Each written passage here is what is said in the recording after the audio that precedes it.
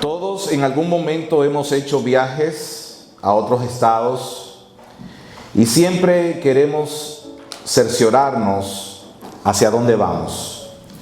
¿Por qué queremos cerciorarnos hacia dónde vamos? Porque hemos sido diseñados para entender nuestro destino y nadie quiere salir sin saber a dónde va. Nosotros siempre tratamos de entender cuál es el plan del viaje cuando armamos un grupo, cuáles son las paradas que vamos a tener, los hoteles que vamos a detenernos. Esto lo hacemos para no improvisar y para también evitar contratiempos. Así que nosotros podemos notar que Dios también tiene un plan. Dígale al que está a su lado, Dios tiene un plan. Dios no está improvisando con nosotros.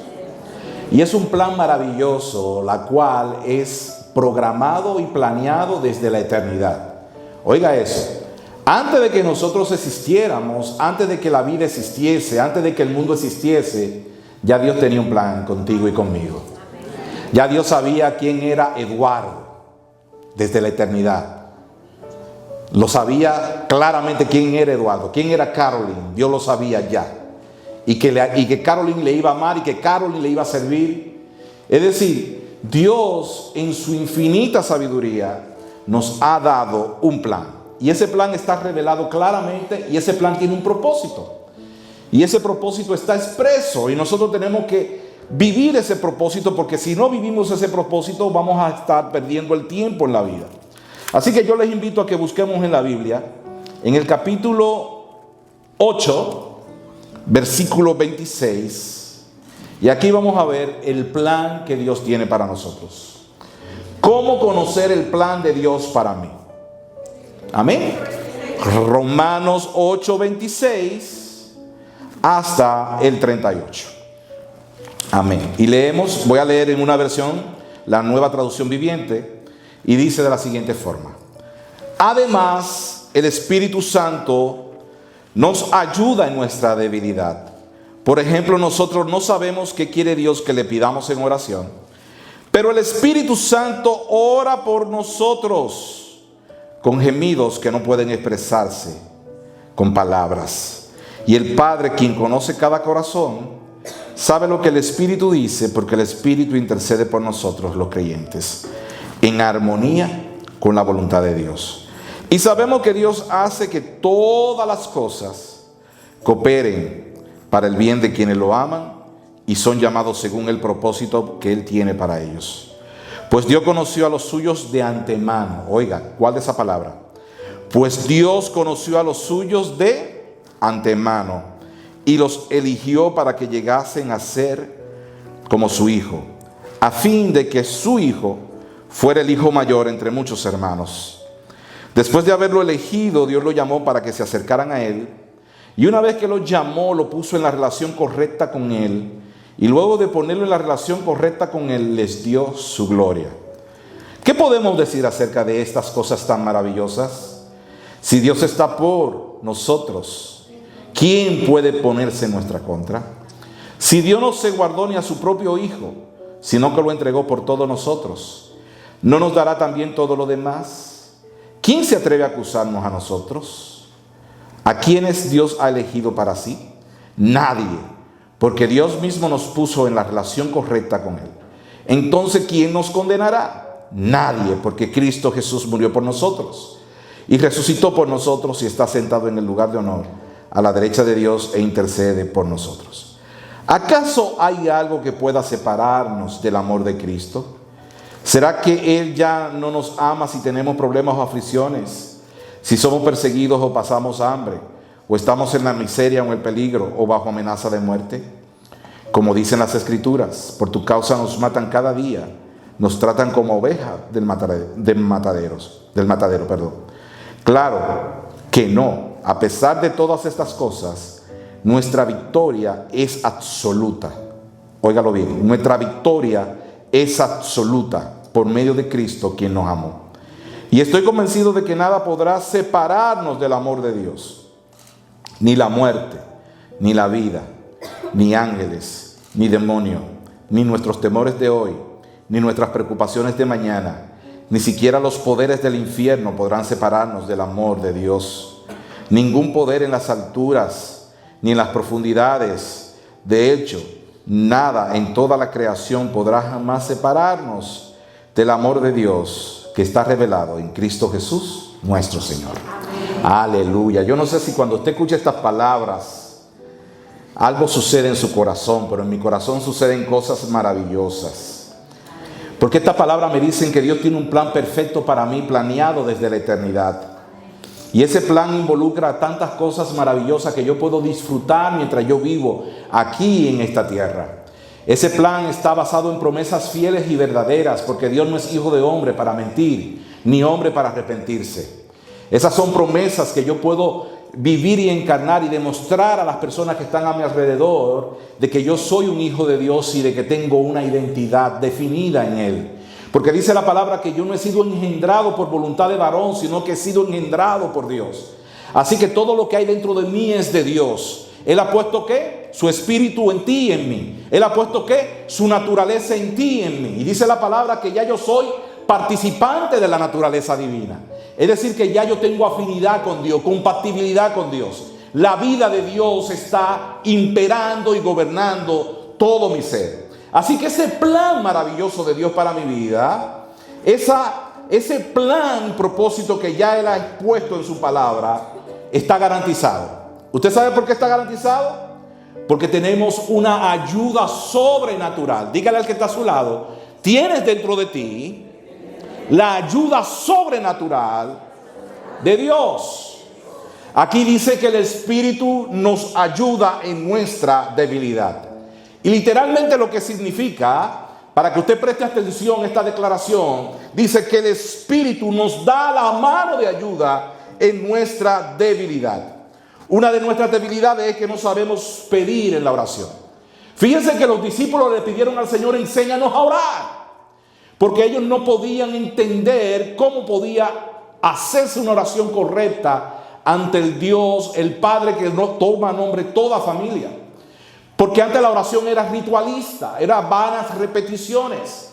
Pero cuando Jesús aparece, Jesús reformula y revoluciona todo lo que tiene que ver en el ordenamiento de la relación del hombre con Dios. Porque ahora Dios no es un Dios distante, Dios no es una mitología ni una leyenda que está residiendo en el concepto humano, sino que Dios es nuestro Padre. Un Padre que está dispuesto a amarnos, un Padre que está dispuesto a levantarnos, a habitar cerca de nosotros. Así que la oración es ese puente que nos ayuda a estar en comunión con Dios, en compatibilidad con Él, saber lo que Él quiere para mi vida, entrar en esa esfera de comunión, como dice que ya el camino vivo está abierto, porque Jesús traspasó los cielos y dice que ya nosotros podemos entrar al lugar santo. Dice que ya nosotros podemos ir al trono de gracia y hallar gracia para el oportuno socorro. Es decir, que ya Dios no está distante, ya Dios está cercano, porque Cristo fue el precursor que abrió el camino para que tú y yo entonces podamos tener comunión. La misma comunión que el Hijo tiene con el Padre, también tú y yo la podemos tener.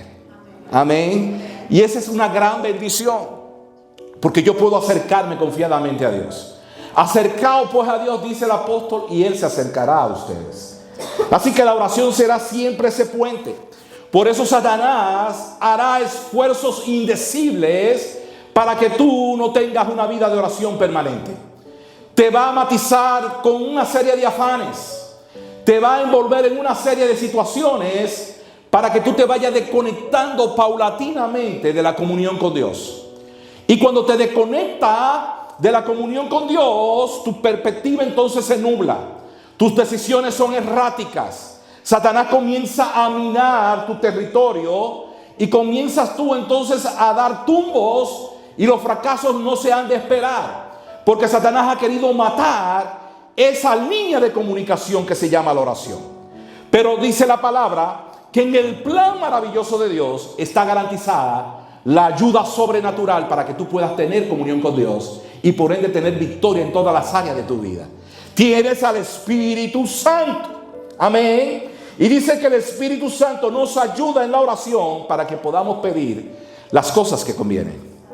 ¿Por qué? Porque lamentablemente nuestro estado y naturaleza es del egocentrismo. Nuestras vidas están siempre orientadas hacia nosotros. Queremos nuestros beneficios e intentamos incluso manipular a Dios con nuestros caprichos. Y Dios no nos da lo que yo quiero. Diga conmigo, Dios nunca nos dará lo que yo quiero.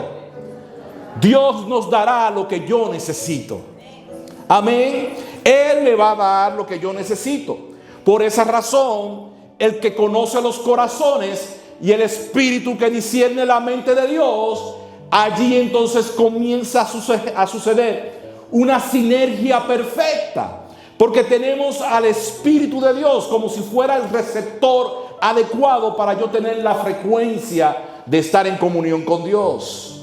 Así que el Espíritu nos ayuda a que nuestras peticiones, a que nuestros anhelos, a que nuestros pensamientos, a que nuestros planes, a que todo lo que yo quiero alcanzar en esta vida esté alineado a la voluntad de Dios.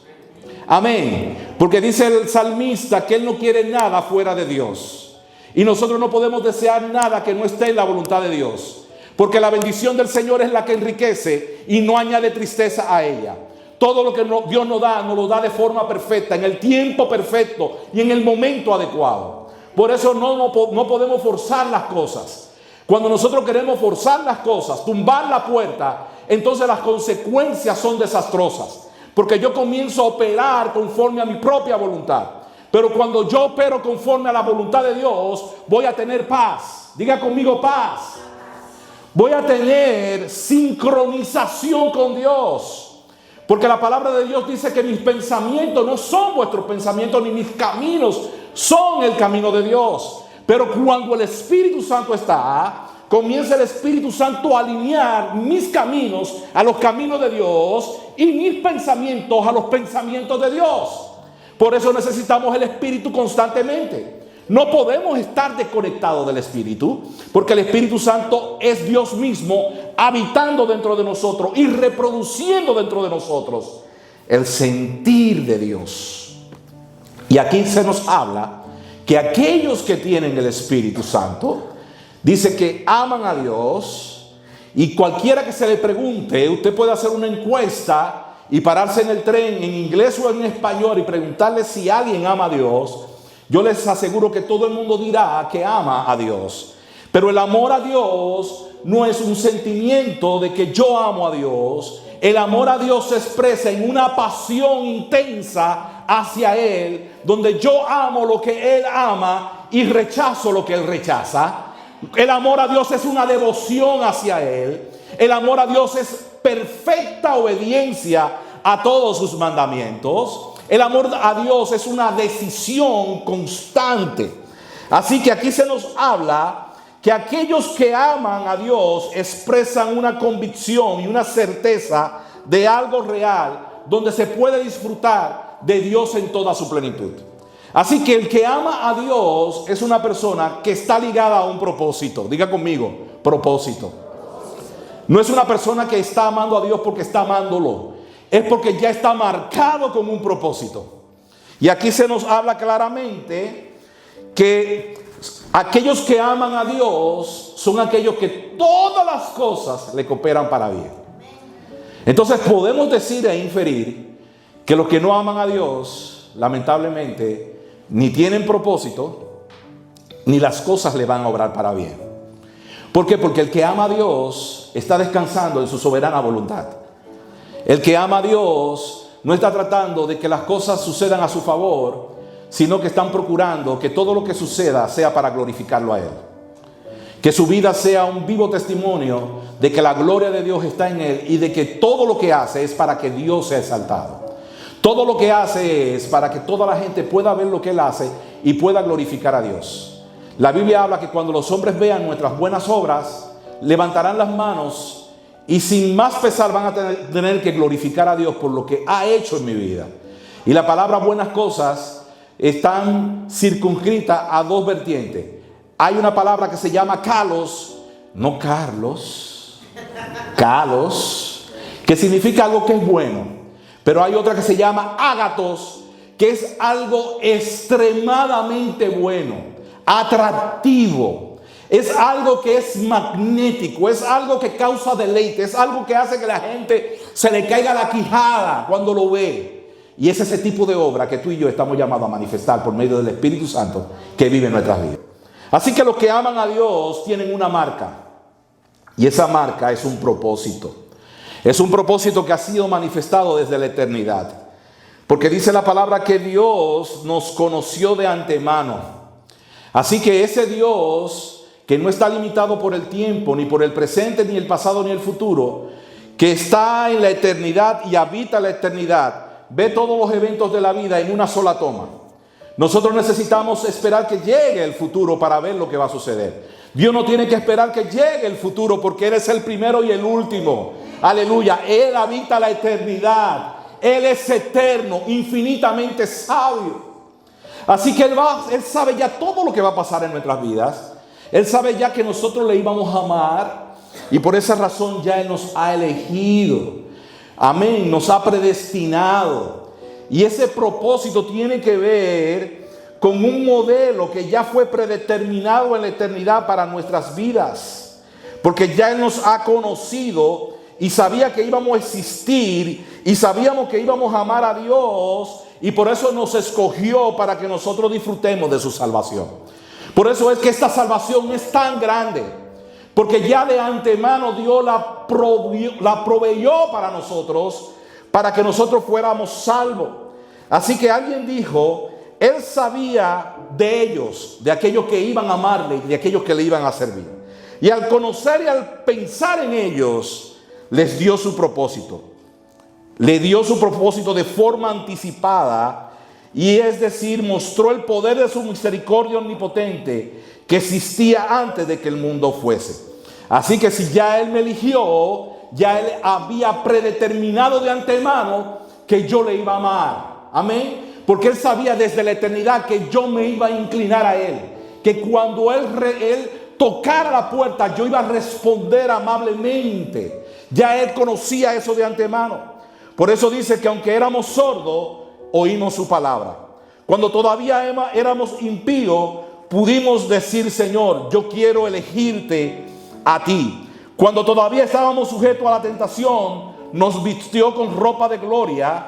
Cuando estábamos muertos en nuestros delitos y pecados, nos dio vida y nos hizo justos, porque Dios llama las cosas que no son como si fuesen.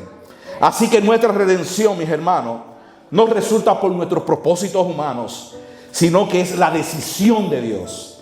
Dios nos redimió, Dios nos salvó, Dios nos regeneró, Dios nos santificó. Y ahora lo que espera es que seamos glorificados para que cuando Cristo aparezca en las nubes, seamos levantados en las nubes con Él. Porque dice que con voz de mando, con trompeta de Dios, descenderá del cielo.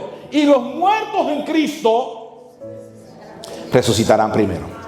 Así que, mis hermanos, la Biblia dice que todavía no se ha manifestado en nosotros lo que hemos de ser. Pero cuando Él aparezca, seremos tal como Él es. Porque lo vamos a ver a Él tal como Él es. Y esa mirada en Él nos va a transformar en un instante, en un minuto. Porque dice que nuestros cuerpos serán transformados en un abrir y cerrar de ojos. Vamos a ser glorificados. Y todo lo que falta en nuestra vida va a ser completado en un instante. Todas esas debilidades y proclividades que existen en nuestras vidas serán absorbidas por la inmortalidad. Aleluya. Porque dice que lo mortal será absorbido por lo inmortal y sorbida será la muerte. Y el aguijón de la muerte es el pecado y ya no existirá más en nuestra contra. Estaremos en la presencia de Dios. Estaremos redimidos completamente por Él. Por eso dice Él que ha ido a preparar morada para que donde nosotros estemos, Él también esté. Porque el deleite de Él es estar junto con nosotros. El deleite de Él es estar en comunión con nosotros, porque Él nos amó primero, dice la palabra. Y dice que cuando Él aparezca, se tomará a sí mismo. Esa declaración quiere decir que no nos debe preocupar en qué momento llegará el Señor. Si será de día, si será de noche, si será en la Navidad o a principio de año. Lo que me debe de preocupar a mí es cuánto de Cristo hay formado en mí. Porque cuando Él aparezca de forma indefectible, todo lo de Cristo se adherirá a Él. No quedará nada aquí en la tierra que tenga Cristo. Todo lo que tenga Cristo inevitablemente se va a unir a Él. Así que mi preocupación es que Cristo sea formado en mí. ¿En qué área tiene que estar formado Cristo en mí? En mis pensamientos. Pensar y deleitarme en lo que Cristo se puede deleitar y lo que le agrada. En mis decisiones, que mis decisiones estén alineadas a los preceptos y a los mandamientos del Señor. En mis afectos, que mis afectos puedan orientarse y adherirse a lo que Dios ama. Así que debo de estar preocupado de que Cristo sea formado en mi vida. El apóstol Pablo tenía unos discípulos medios cabezones. Gracias a Dios aquí no hay. Mire, ustedes, yo le veo alitas. Le veo el arito a todos. Se lo veo. Pero había una iglesia media cabezona. Y era la iglesia, no de Corintios, sino de Gálatas. Que después de haber creído en el Señor, quería poner la R de reversa y volver otra vez a abrazar los rudimentos de la ley. Y el apóstol Pablo, tuvo el mismo sentimiento que yo tuve una vez.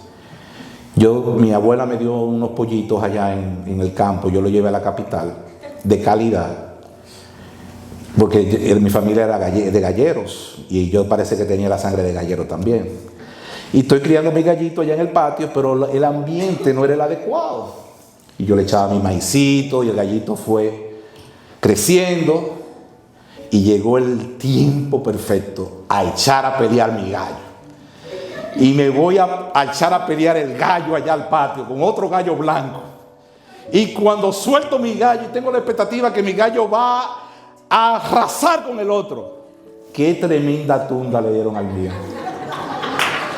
Él no podía estar parado porque cuando él tiraba, él se caía de una vez. Y yo me puse la mano en la cabeza. Así mismo el apóstol Pablo sintió decepción con estos discípulos que respondieron en el momento indicado, no respondieron como debía. Su fe fue chueca, exacto, una fe débil. No pudieron defender la fe verdadera en Cristo. Abrazaron otra vez la vida cristiana, la vida pasada. Y el apóstol Pablo estaba totalmente desilusionado. Y el apóstol dice: estoy orando por ustedes, como cuando una mujer. ¿Cuántas mujeres han parido aquí? Dice, cuando una mujer tiene dolores de parto. Ya ustedes entienden al apóstol Pablo. El apóstol Pablo estaba gimiendo por esa comunidad que le había decepcionado, diciendo, para que Cristo sea formado en ustedes.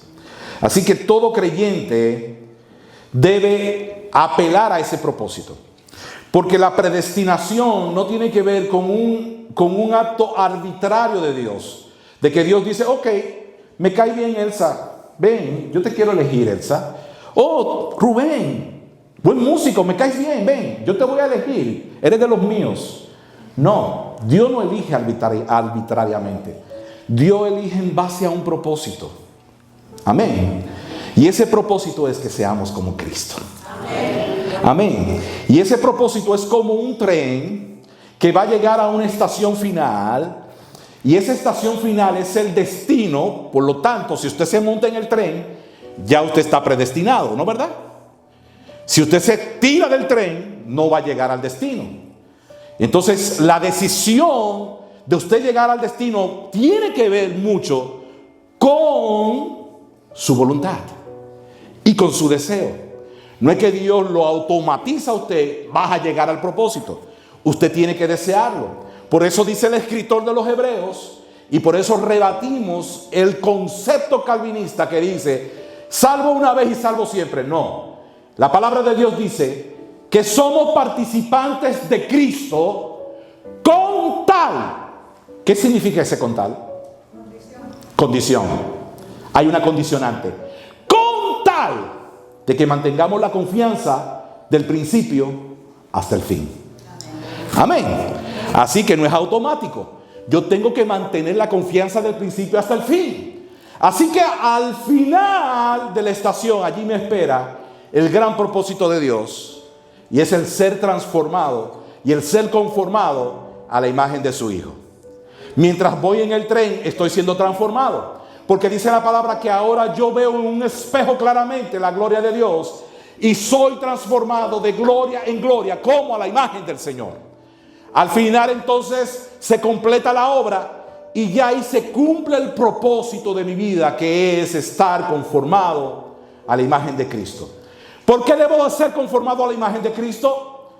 Porque Cristo es verdaderamente Dios y verdaderamente hombre.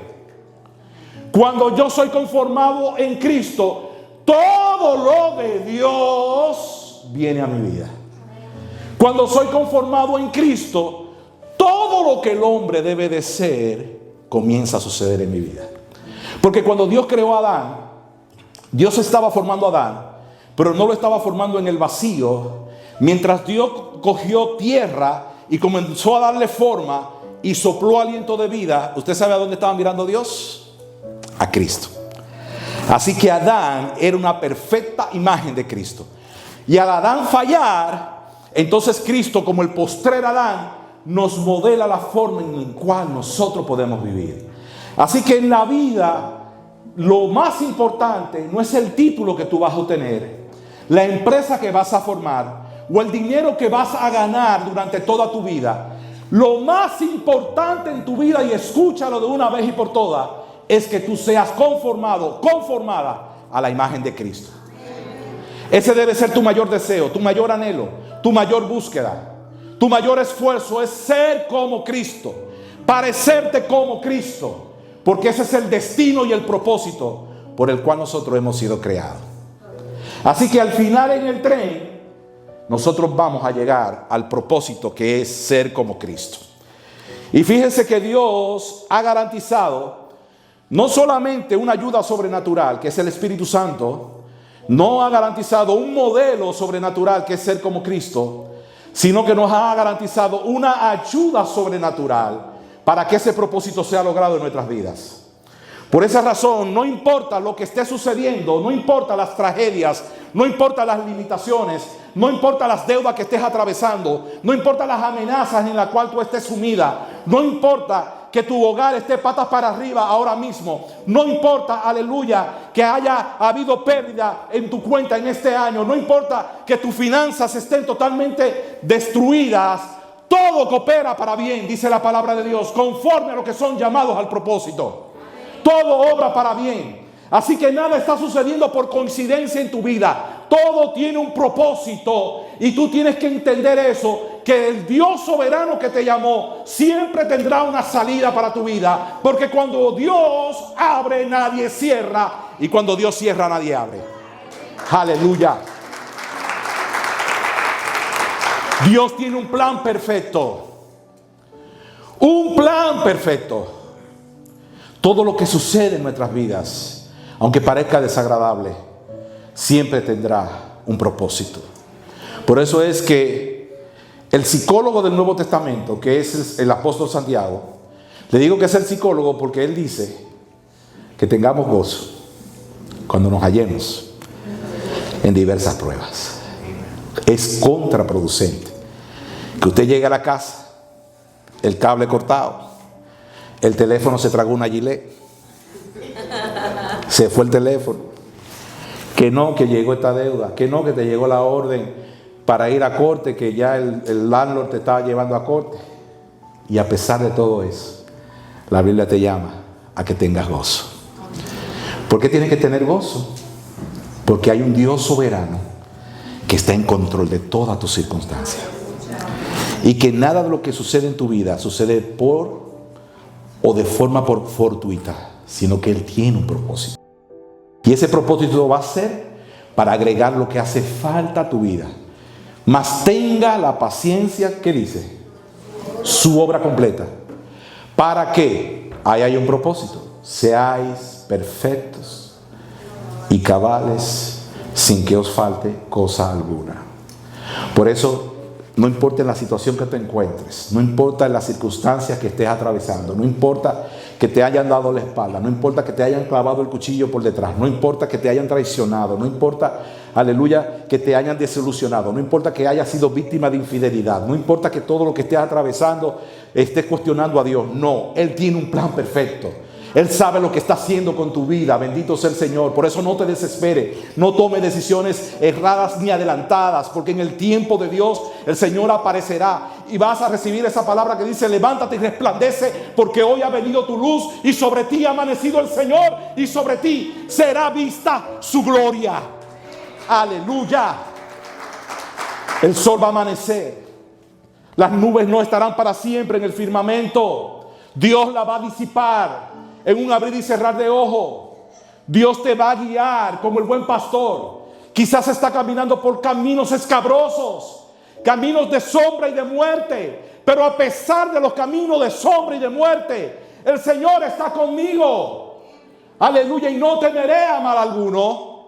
Aleluya. Llegará el momento, porque fíjese que en la vida cristiana hay momentos alegres, pero hay momentos difíciles. Hay momentos de gozo, pero hay momentos de tristeza. Porque todo tiene su tiempo, dice la palabra del Señor. Y si vemos el Salmo 24, hay una oveja que está sentada en lugares increíbles. Dice: en aguas de reposo me hace descansar, donde el pastor conforta nuestra alma. Pero ahora llega el momento donde el pastor nos va a llevar a un nuevo ciclo. Y es el ciclo de lugares escabrosos, de valles de muerte y de sombra. Pero lo que marca la diferencia es que el buen pastor estará contigo. Y quizás tú no estás percibiendo su presencia, y lo que estás es viendo lo que está sucediendo, todo lo negativo, todo lo que está en tu contra. Incluso Satanás te ha puesto un lente de aumento para que tú le des un valor desproporcionado a eso que te está sucediendo. Pero Él está contigo. Di conmigo: Dios está conmigo.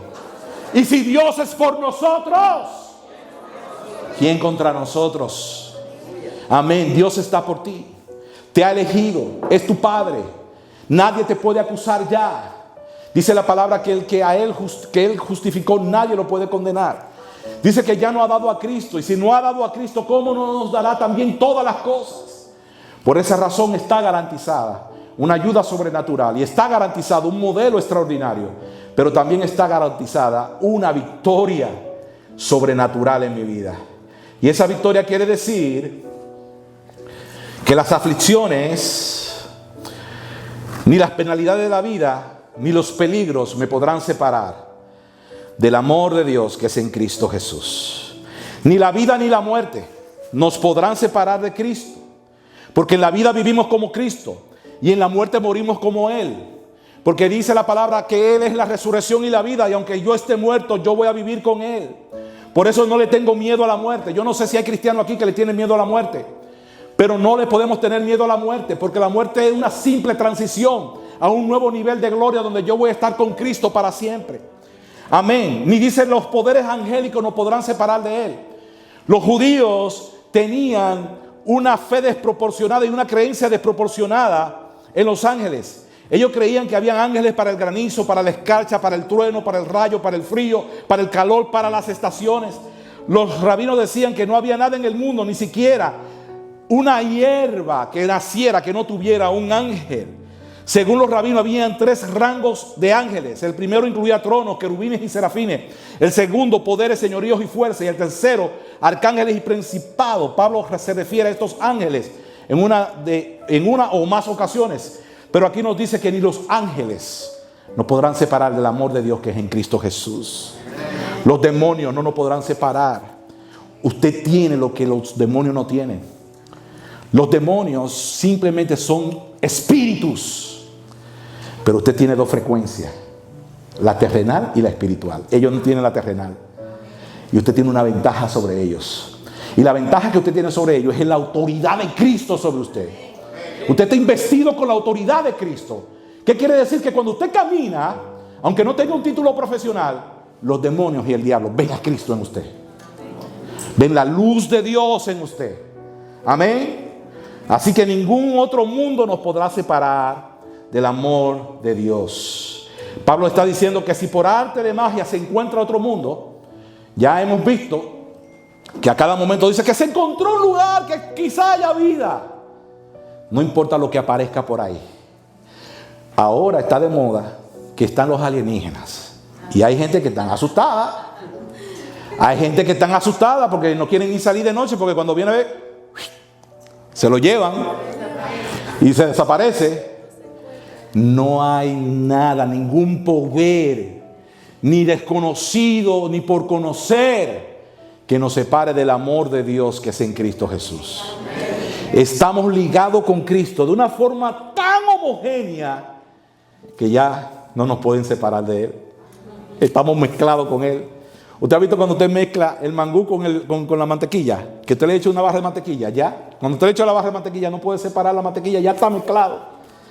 Cuando hace ese jugo de lechosa con leche Carnation, hielo, lechosa y leche, y cuando lo mezcla, ya usted no puede sacar la leche ni el hielo, ya está mezclado, ya estamos mezclados con Cristo y nada nos puede separar de Él, mezclado así homogéneamente. Aleluya. Por eso es que cuando Cristo vuestra vida sea manifestado, nosotros también seremos manifestados con Él en gloria. ¿Por qué? Porque estamos escondidos con Cristo en Dios. Concluyo con esta historia.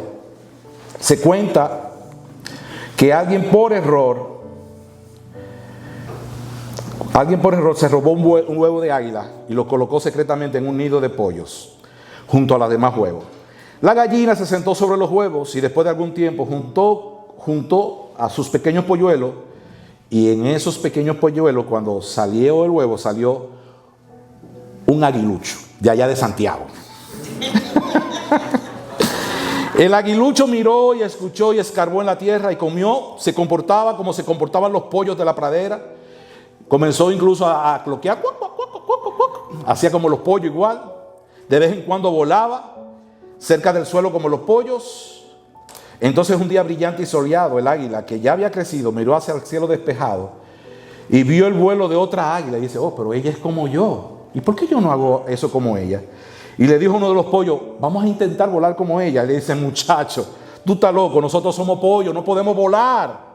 Así que ella nunca intentó volar y no descubrió su propia identidad, sabiendo que tenía las alas y tenía la capacidad de surcar los cielos. Eso pasa con nuestras vidas.